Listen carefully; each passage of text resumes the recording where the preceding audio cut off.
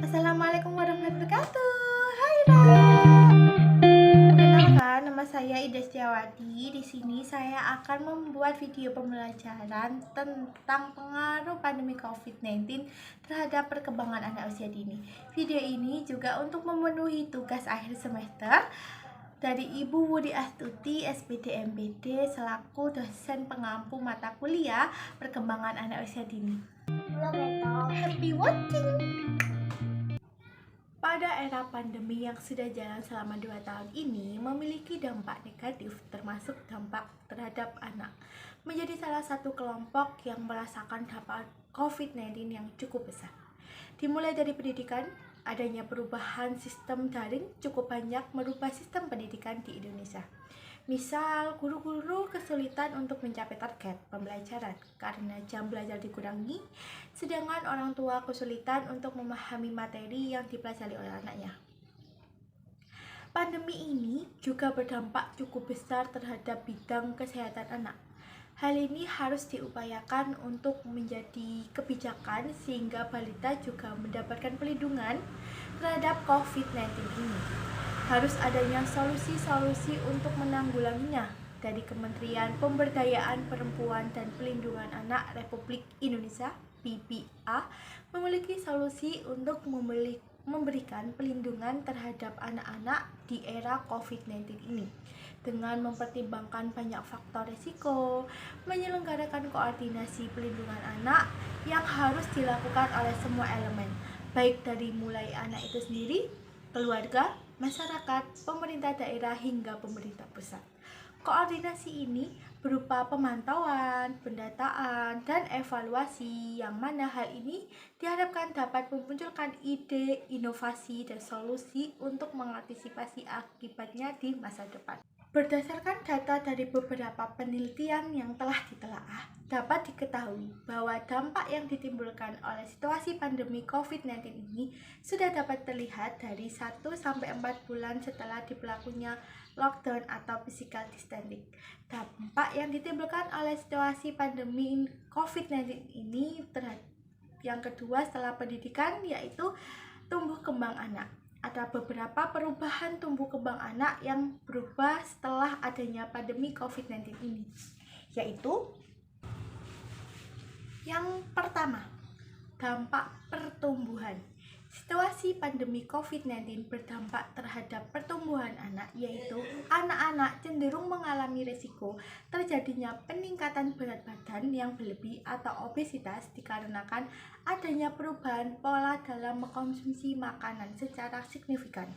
Yang mana obesitas ini akan mengakibatkan timbulnya berbagai penyakit seperti diabetes, penyakit jantung, penyakit paru-paru, hipertensi, dan lain-lainnya yang tentunya akan berbahaya bagi kelangsungan hidup anak. Solusi yang harus dilakukan yaitu harus adanya kesadaran dari orang tua, termasuk peran ibu untuk mengupayakan membatasi asupan makanan anaknya tersebut. Misal, orang tua tidak membiasakan anak-anak rutin mengkonsumsi snack dalam mengisi waktu selama di rumah saja, dan mengurangi waktu layar dan menambahi aktivitas fisik anak tersebut.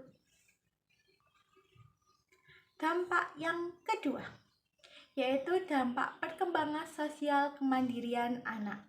Situasi pandemi COVID-19 ini berdampak terhadap pertumbuhan anak, yaitu anak-anak cenderung mengalami rasa cemas jika bertemu langsung dengan orang lain, terutama yang baru pertama berjumpa, karena mereka nggak bisa bermain bersama karena merasa cemas saat pertama bertemu. Karena berbeda interaksi yang awalnya lewat video call, ketika bertemu muka terjadi keanehan sosial seperti cemas, malu, sehingga mereka butuh waktu lama untuk observasi lagi.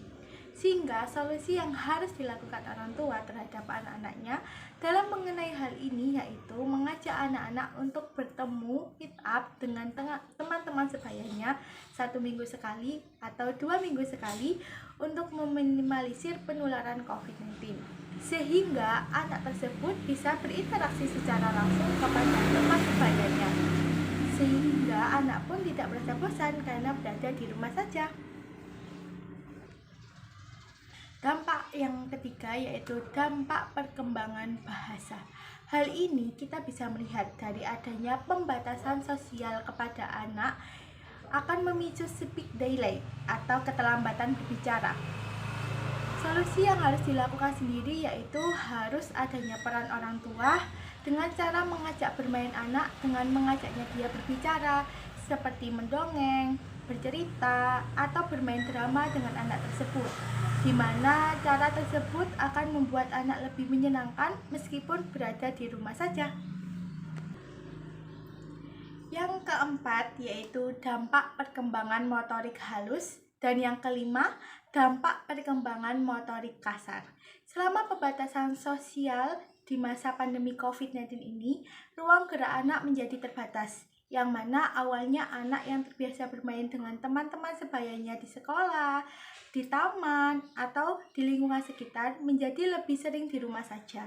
Tapi kondisi di setiap rumahnya itu berbeda-beda dan akan mempengaruhi kebiasaan anak dalam bergerak dan beraktivitas. Solusi yang harus ditangani dalam kasus ini yaitu orang tua harus sadar dan tetap dengan mengajak anak bermain atau tepatnya belajar sambil bermain untuk meningkatkan stimulasi yang tepat terhadap anak tersebut, sehingga anak tersebut juga tidak hanya diam saja, tidak kekurangan gerak.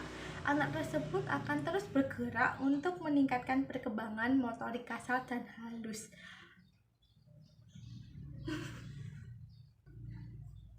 Solusi yang utama dari dampak-dampak yang pertama sampai kelima tadi adalah adanya peningkatan peran orang tua. Hal ini sangat diperlukan dalam meminimalisir dampak yang ditimbulkan oleh situasi pandemi COVID-19 ini.